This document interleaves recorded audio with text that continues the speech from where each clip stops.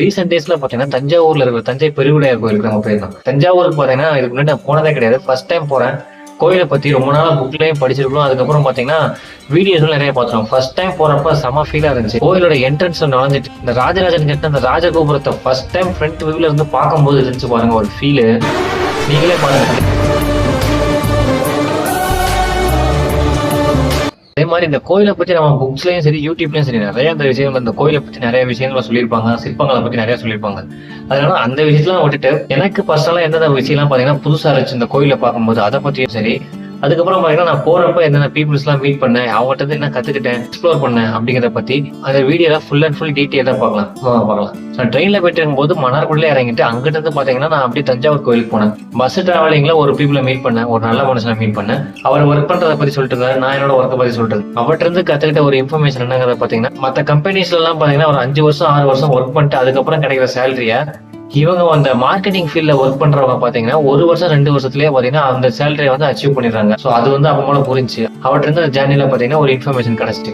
So அப்படியே பாத்தீங்கன்னா அதுக்கப்புறம் தஞ்சாவூர் கோயிலுக்கு போயாச்சு. ராஜகோபுரம் வியூவை பார்த்துட்டு அப்படியே உள்ள போய் பார்த்தா எல்லாரும் பயங்கரம் போட்டோ ஷூட் பண்ணிட்டு இருந்தாங்க. போட்டோ ஷூட் பண்றதுக்கு பாத்தீங்கன்னா செம ஸ்பாட்டா இருக்குது, அதனால நல்லா பண்ணிட்டு நான் பார்த்தப்ப பாத்தீங்கன்னா இவங்க மாதிரி போட்டோ ஷூட் மட்டும் பண்ணக்கூடாது அப்படின்னு யோசிச்சுட்டு வந்தது வந்து இந்த கோயில என்னென்ன எக்ஸ்ப்ளோர் பண்ணணுமோ அந்த முடிஞ்ச அளவுக்கு எக்ஸ்ப்ளோர் பண்ணணும், இன்ட்ரெஸ்டிங்கான விஷயங்களை கலெக்ட் பண்ணி உங்களோட வீடியோவை செய்யணும் அப்படின்னு நினைச்சிட்டு நான் சுத்தி பார்த்தேன். ஒரு 1/2 மணி நேரத்துலயே பாத்தீங்கன்னா முடிஞ்சு. பட் இருந்தாலும் பரவாயில்ல அப்படின்ட்டு ஒரு 1.5 hour கிட்ட அந்த சுத்தி முடிஞ்ச அளவு இன்ட்ரெஸ்டிங்கான விஷயங்களை கலெக்ட் பண்ண ஆரம்பிச்சேன். அப்படி கலெக்ட் பண்ணாலும் இந்த ஒரு விஷயம் கலெக்ட் பண்ணேன். உள்ள போன உடனே இந்த ஹிந்தில ஒரு கல்வெட்டு பார்த்தேன். தமிழ் கல்வெட்டு ஓகே ரைட்டு, இந்த ஹிந்தியில கல்வெட்டு எப்படி வந்துச்சு அப்படிங்கிறது எனக்கு புரியல. அதுக்கப்புறம் ஆட்சி செஞ்சு அவங்க வந்து அந்த மாதிரி பண்ணிருப்பாங்க அப்படிங்கிற மாதிரி சொன்னாங்க ஒரு சில பேர். அதுக்கப்புறம் பாத்தீங்கன்னா இந்த கல்லெல்லாம் அடிக்க வச்சிருந்தாங்க. அந்த கல்லெல்லாம் பாத்தீங்கன்னா இந்த கோயில் ஒரு வேலை கெட்டி முடிச்சுட்டு பேலன்ஸ் அந்த கல்லா என்ன எதுன்னு தெரியல எனக்கு. ஆனா அந்த கல்லெல்லாம் பார்த்தேன். அதுக்கப்புறம் பாத்தீங்கன்னா இந்த சிற்பக்கலையில பாத்தீங்கன்னா இந்த கேப் விட்டு பாத்தீங்கன்னா பண்றது ரொம்ப கஷ்டம். சோ அந்த இதை பாத்தீங்கன்னா சுத்தி கோயில் ஃபுல்லாவே ஒரு சில இடத்துல பண்ணியிருந்தாங்க, நிறைய இடத்துல பண்ணியிருந்தாங்க. இப்போ வந்து கொஞ்சம் அந்த கேப் எல்லாம் அந்த அளவுக்கு தெரியுது இல்ல, அந்த மண்ணெல்லாம் போய் அடைச்சிருதா, அந்த கல்லெல்லாம்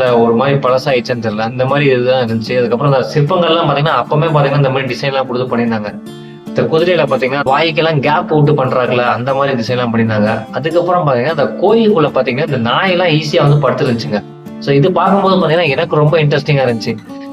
தஞ்சாவூர்ல பாத்தீங்கன்னா அந்த கோபுரத்தோட நிழல் வந்து கீழே விழவே விழாது அப்படிங்கிற மாதிரி சொல்லுவாங்க. சரி ஓகே, அதை நானும் டெஸ்ட் பண்ணி பார்ப்போமேன்ட்டு நானும் பாத்தீங்கன்னா அந்த கோயிலை சுத்தி பார்த்துட்டு இருந்தேன். அந்த கோபுரத்தோட நிழல் வந்து கீழே விழுகுதா விழலையா அப்படின்ட்டு. அப்போ பார்க்கும்போது பாத்தீங்கன்னா ஒரு சில நிழலாம் விழுந்துச்சு. ஆனா அந்த கோபுரத்தோட நிழல் வந்து கீழே விழல. அந்த கோயிலோட அந்த சைட்ல வச்சிருப்பாங்க அந்த கல்லெல்லாம், அந்த கோபுரத்துக்கு கீழே அந்த கல்லோட நிழல்லாம் கீழே விழுந்துச்சே தவிர அந்த கோபுரத்தோட நிழல் வந்து கீழே விழுகல. முழுசா பொழுது சாஞ்சதுக்கு அப்புறம் ஒரு வேலை விழுகுமோ என்னமோ. ஆனா நான் பார்த்த வரைக்கும் பாத்தீங்கன்னா அந்த கோபுரத்தோட நிழல் வந்து கீழே விழுகல.